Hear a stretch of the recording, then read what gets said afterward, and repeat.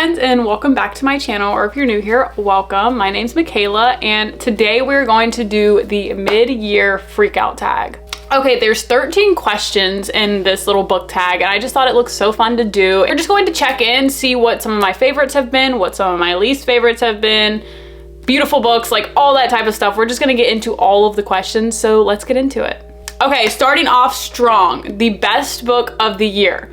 Okay, so you guys know the book that's about to come out of my mouth, so don't even act surprised, but I wanted to kind of throw you off with it. So I chose 3 books because, like, I don't know, these other 2 books have just been so heavy on my mind lately that I'm kind of like, is The 7-Year Slip my favorite book, or is it getting some competition now? So anyway, with all that being said, my favorite books that I can't pick between right now is going to be The 7-Year Slip, Powerless by Lauren Roberts, and Binding 13 by Chloe Walsh. So honestly, why I categorize those as my favorite is all 3 of them have been constantly replaying in my mind. I cannot stop thinking about it, and I'm just utterly obsessed, and those have just been 3 of my favorites of the year. So we're gonna go with that. We're not gonna dumb it down to 1 because I'm not capable of doing such a thing. Okay, and question number 2 is going to be the best sequel that I've read in 2024. So I chose 2, and it's going to be The Pros and Cons of Us by Emma Miller, which was absolutely magnificent. It was perfect.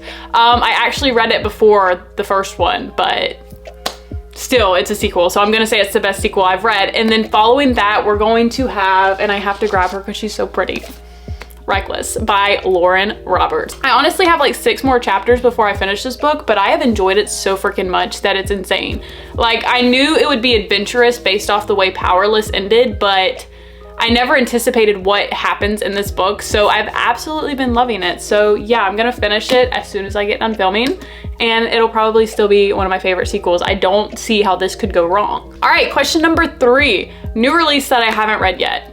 It's actually crazy. I have not read Funny Story by Emily Henry, Wild Love by Elsie Silver, Leather and Lark by Brienne Weaver.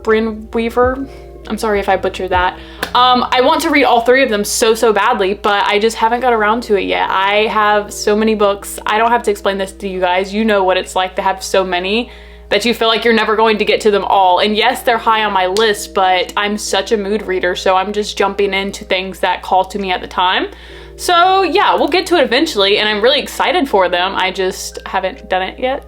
And moving on to the next question, number 4, it's going to be our most anticipated release of the second half of the year, which literally didn't even have to think about this question, Lost and Lassoed by Lila Sage. I absolutely adored Done and Dusted, and I really like Swift and Saddled too, so I'm just so excited for Lost and Lassoed because of whose story it is.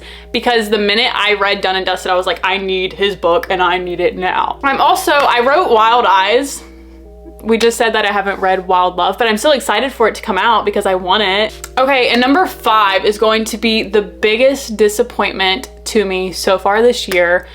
And also another one I didn't have to think about. I loved the Shatter Me series so much, but the last 2 books, Imagine Me and Believe Me, biggest disappointments thus far in this year. It's just, the story took a complete 180, and I just felt like it was doing too much. And a lot of people told me, they were like, oh, I love this series, but then the end books, it's just gonna like ruin it. And I was just like, there's no way. Absolutely not. I'm gonna love them because I love the series. So you're crazy, girl.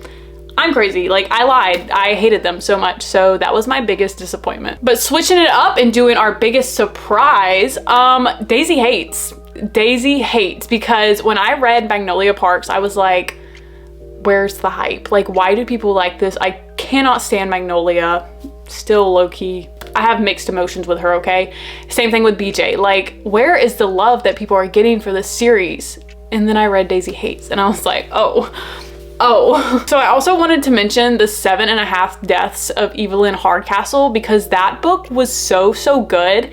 And by reading the synopsis, I figured it would be, but I didn't expect it to be like something I thought about, because like I usually just keep romance on replay in my brain because I'm a hopeless romantic, you know? So those are the books that stick with me. But The 7.5 Deaths was absolutely amazing, and it was just such a cool aspect. It was very unique, so that was one of my biggest surprises for sure. All right, and question number 7 is going to be newest favorite author.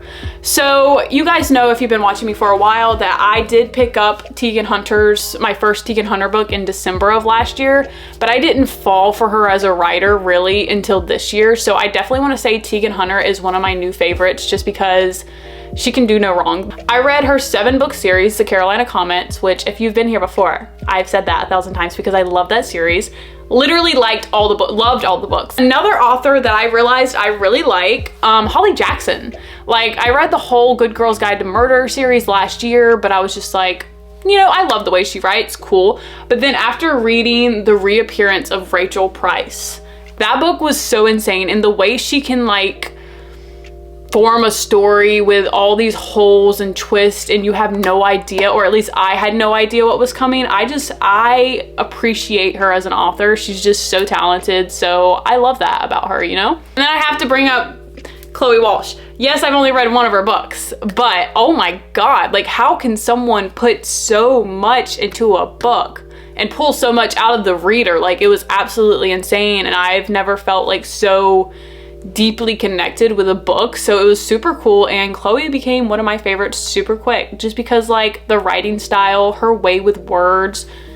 Let me add one more to this list, Lauren Roberts, okay? Because like, oh my God, she writes the prettiest words, if you know what I mean by that. Like Reckless, I don't have it in here with me, but it's on its way to looking just like this because Lauren just has a way with words that I cannot get over.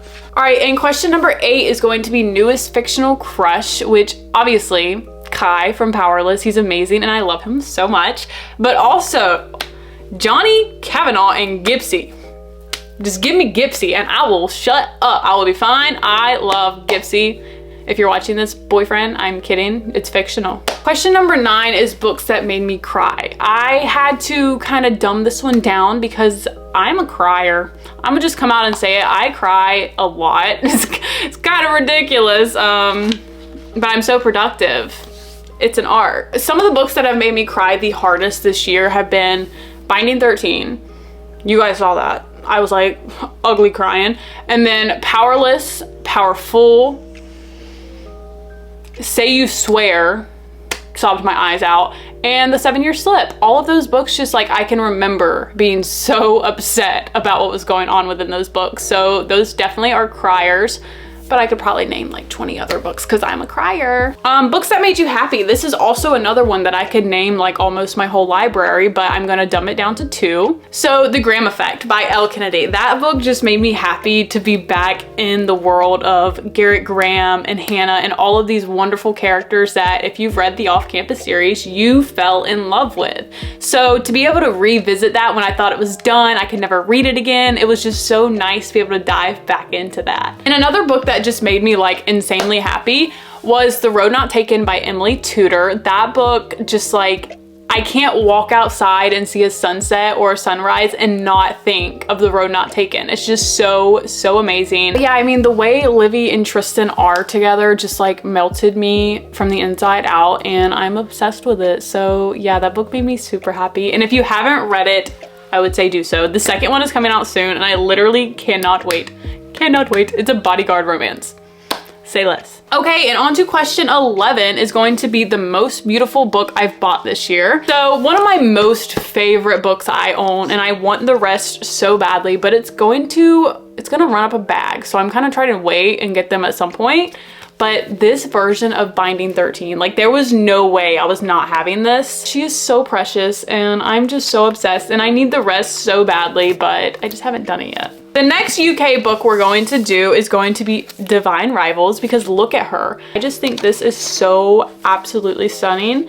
So she's one of my favorites. I want the Ruthless Vows. I just haven't done that as well. And then lastly for my favorite books is this edition of Fourth Wing that I got from Waterstones, also in the UK.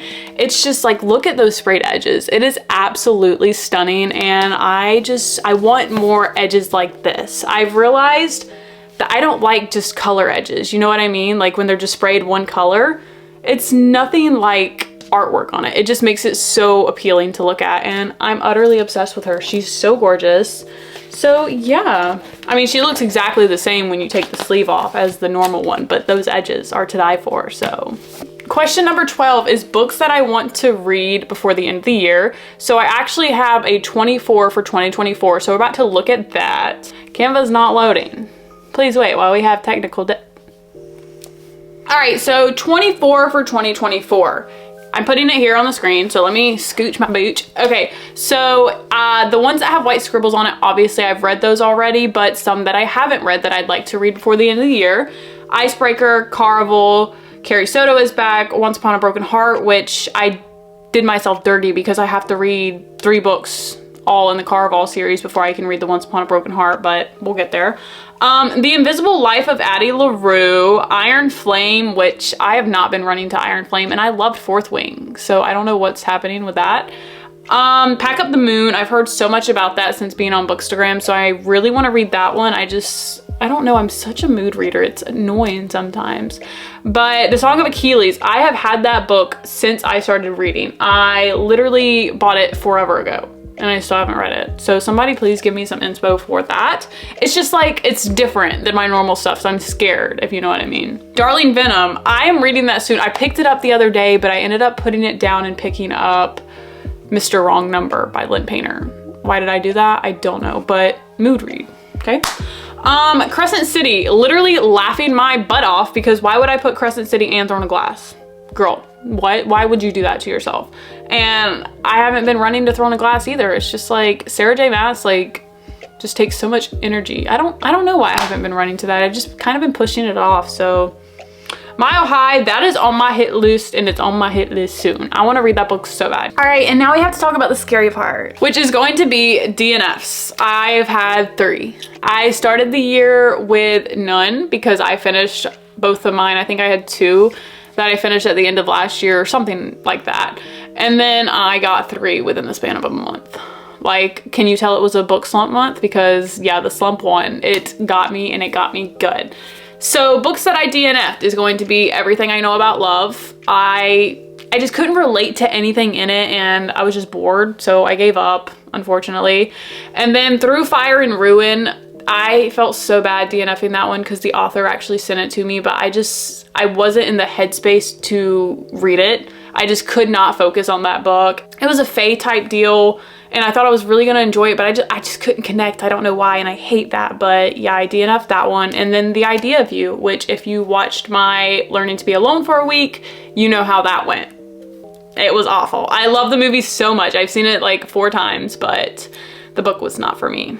Okay, I thought we had more questions, but that's actually it, guys. We've read some good books this year. We've also read some mid books. We also didn't finish some. So I mean, there's been like all across the board differences going on, okay? So yeah, I mean, I can't wait to see what else we read this year. I have a lot of big things on my hit list soon, so it can only get better, right? Probably not. So thank you guys for coming with me on this little book tag. It was so fun. Hopefully you got some recs from this. I don't know, maybe you felt the same about some books that I did. Maybe I made you curious about some books. I don't know, but I hope so. So let me know in the comments. Don't forget to like and subscribe if you like videos like this, and I will catch you guys next time. I love you. Peace out.